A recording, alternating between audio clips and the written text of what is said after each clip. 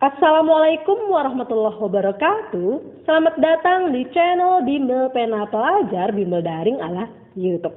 Hari ini kita akan belajar Fisika SMA kelas 10 bab Hukum Gravitasi Newton bagian 3.0. Dan submateri yang akan kita bahas adalah kuat medan gravitasi dan resultan kuat medan gravitasi. Kuat medan gravitasi. Nah, apa itu medan gravitasi? Jadi medan gravitasi itu adalah daerah yang masih dipengaruhi oleh gaya gravitasi. Dan kuat medan gravitasi ditunjukkan dengan besarnya percepatan gravitasi. Sehingga kuat medan gravitasi sering disebut dengan percepatan gravitasi. Besarnya percepatan gravitasi akibat gaya gravitasi dapat kita hitung dengan persamaan hukum kedua Newton dan hukum gravitasi Newton. Secara matematis, ya, kalau biasanya kita tahu bahwa hukum kedua Newton itu adalah F sama dengan M kali A, di mana F itu adalah gaya, M itu massa, dan A adalah percepatan, maka untuk gerak vertikal, A-nya, percepatannya yang mempengaruhi adalah percepatan gravitasi. Sehingga F itu sama dengan M kali G untuk gerak vertikal. Nah, jadi kalau kita mau cari percepatan gravitasinya, maka nilai G itu sama dengan F dibagi dengan M. Dan berdasarkan hukum gravitasi Newton bahwa F itu adalah G kali M per R pangkat 2, maka kalau kita gantikan kemarin nilai F-nya, muncullah dia G kali M per R kuadrat dibagi dengan M, ya. Maka kita sederhanakan nilai M-nya, muncullah persamaan untuk mencari nilai G-nya adalah persamaan yang ini. Ya, bahwa G itu adalah perkalian antara konstanta gravitasi dengan massa dibagi dengan R pangkat 2. Ya, di mana M itu adalah massa benda satunya kilogram, R jarak benda satunya meter, F adalah gaya gravitasi satunya Newton, G adalah konstanta gravitasi, nilainya 6,67 kali 10 pangkat min 11 Newton meter kuadrat per kilogram pangkat 2. Nah, sekarang kita perhatikan gambar ini. Jadi gambar ini menunjukkan perbedaan antara gaya gravitasi dengan percepatan gravitasi. Ya, gaya gravitasi itu muncul jika ada dua buah benda yang saling berinteraksi. Ya, sedangkan medan gravitasi ini muncul tiap benda. Ya, jadi setiap benda yang mengalami gaya gravitasi dia akan memiliki medan gravitasi. Ya, jadi ini ya daerahnya. Jadi kalau dia ada gaya gravitasi, maka muncullah dia kuat medan gravitasi. Tiap benda. Ya, jadi tiap benda punya namanya kuat medan gravitasi jika ada gaya gravitasi. Sekarang kita bahas arah kuat medan gravitasi. Nah, garis kerja kuat medan gravitasi itu terletak pada garis hubung yang menghubungkan titik kerja dengan pusat massa benda. Dengan arah percepatan gravitasi selalu menuju ke pusat benda. Ya, seperti terlihat pada gambar ini. Ya, jadi pada benda ini misalkan kita mau tinjau nih berapa kuat medan gravitasi di titik. Misalkan, kalau yang ditanya adalah titik ini. Katakanlah titik A. Berarti arah kuat medan gravitasi di titik A, arahnya adalah menuju ke pusat bumi. Berarti arahnya ke kanan. Ya. Kalau misalkan kita mau di titik B, katakanlah titik B di sini. Berarti kuat medan gravitasinya itu adalah ke atas, ya, menuju ke pusat bumi atau ke pusat benda. Nah, kalau misalkan dia di titik P misalkan di sini. Berarti dia arahnya ke kiri, yaitu menuju ke pusat benda. Ya, jadi di sini arah kuat medan gravitasi itu bukan atas, bawah, kanan, ya kan? Dia tapi arahnya menuju ke pusat benda. Ya, jadi kalau kita ilustrasikan nih titik P-nya menjadi gambar ini seperti ini, ya. Jadi dia makin jelas ya bahwa titik P-nya menuju ke pusat benda arahnya ke kiri, ya inilah yang disebut dengan titik kerja. Kemudian titik P ke pusat benda ini adalah jarak benda dan M adalah massa benda. Setelah kita bahas arah kuat medan gravitasi, sekarang kita bahas resultan kuat medan gravitasi. Nah, sama seperti gaya gravitasi, kuat medan gravitasi juga merupakan besaran vektor. Itu artinya jika suatu benda dipengaruhi oleh gaya gravitasi beberapa benda lain, maka besarnya kuat medan gravitasi yang dialami benda tersebut merupakan resultan kuat medan gravitasi yang bekerja pada benda itu. Nah, kalau bendanya itu ya sejajar atau segaris, maka kuat medan gravitasi yang dihasilkan itu bisa langsung dijumlahkan atau dikurangkan bergantung arahnya. Nah, kalau posisinya itu tidak sejajar atau tidak segaris, maka resultan kuat medan gravitasinya bisa diselesaikan dengan metode analitis menggunakan persamaan sinus. Ya, dan persamaan yang kita gunakan itu adalah G sama dengan G1 pangkat 2 ditambah G2 pangkat 2 ditambah 2 dikali G1 kali G2 kosinus theta. Nah, ini Bu kasih contoh untuk resultan kuat medan gravitasi yang tidak sejajar. Nah, ada dua buah benda yaitu M1 dan M2. Yang ditanya itu adalah kuat medan gravitasi di titik A. Ini titik A-nya. Nah, sekarang kita tinjau titik A karena benda satu, ya, benda satunya ada di sebelah kanan, maka arah kuat medan gravitasinya menuju benda satu berarti ke arah kanan, ya, disebut dengan G1. Kemudian titik A karena benda 2, ya, benda 2-nya ke bawah, ya, maka arah G2-nya itu adalah menuju ke bawah. Ya, G2. Berarti berapa besar nilai G-nya? Ya, berapa G-nya? Maka nilai G-nya kita bisa cari menggunakan persamaan sinus. Ya, tapi karena di sini G1 dan G2-nya membentuk sudut siku-siku, di mana sudut siku-siku adalah 90 derajat, dan nilai kosinus 90 derajat itu adalah 0, maka untuk sudut yang membentuknya itu 90 derajat, persamaannya menjadi lebih sederhana. Jadi gimana dia? Berarti G sama dengan G1 pangkat 2 ditambah G2 pangkat 2. Ya, jadi ini berlaku kalau sudut yang dibentuk itu adalah 90 derajat. Kita bahas contoh soal yang pertama. Dua buah partikel yang masing-masing bermassa M dan 4M terpisah pada jarak 6 meter satu sama lain. Oke, kita buat diketahui. M1 sama dengan M. M2 sama dengan 4M.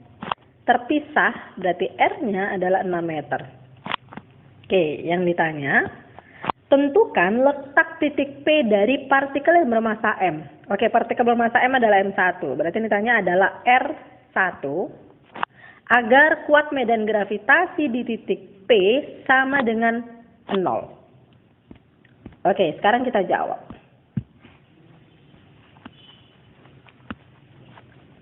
Oke, sebelum kita jawab, kita gambar ya biar jelas ilustrasinya. Kira-kira seperti ini, ada M1 dan M2. Oke, ini M1, ini M2. Ya, yang ditanya jarak titik P, berarti kita cari nih di mana letak titik P agar kuat medan gravitasi sama dengan 0. Berarti agar dia 0, arahnya harus berlawanan. Kita coba kalau misalnya kita letakkan di tengah, apakah arahnya berlawanan? Ya. Oke, kuat medan gravitasi ini karena benda satu ini sebelah kiri, berarti ini dia. Ya, berarti inilah dia percepatan gravitasi yang pertama.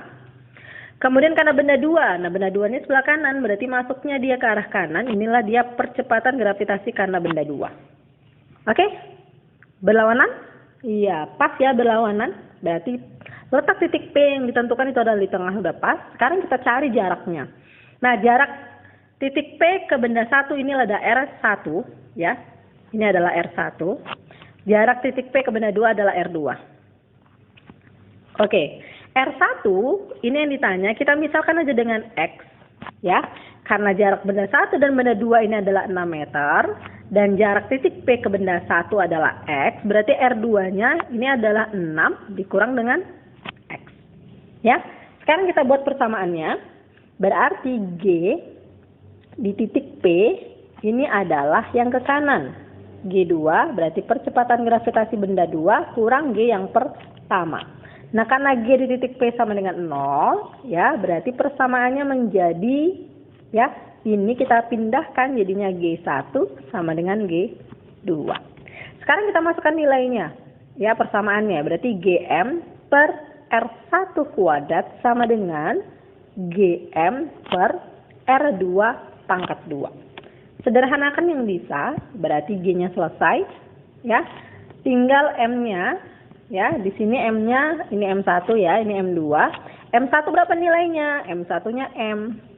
R1-nya X pangkat 2. M2-nya 4M. R2-nya 6 kurang X pangkat 2. Nah, agar pangkatnya ini hilang, berarti langsung aja ya, ini kita akarkan. Ya. Oke, dan ini sama-sama dibagi dengan M, selesai. Berarti akar 1, 1. Akar X pangkat 2 adalah X.